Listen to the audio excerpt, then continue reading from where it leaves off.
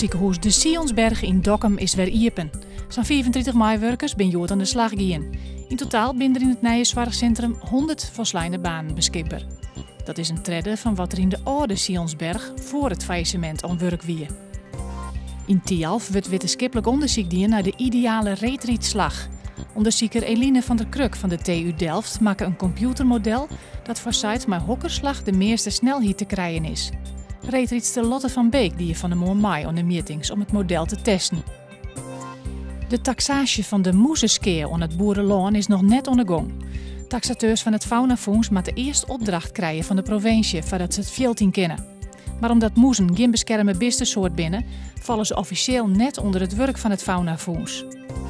Fotograaf Katrinus van de Veen had juist er 2 keer zilver hellen bij de zilveren camera.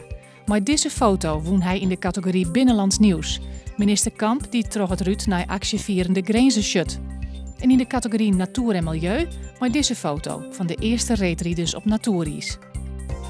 Joen en vannacht reinerig waar, een krachtige west om het noordwesten wien en het wordt zo'n 3 graden. Morgen rint de temperatuur op naar zo'n graden. Er is kans op buien, mogelijk om te zinnen er nog terug.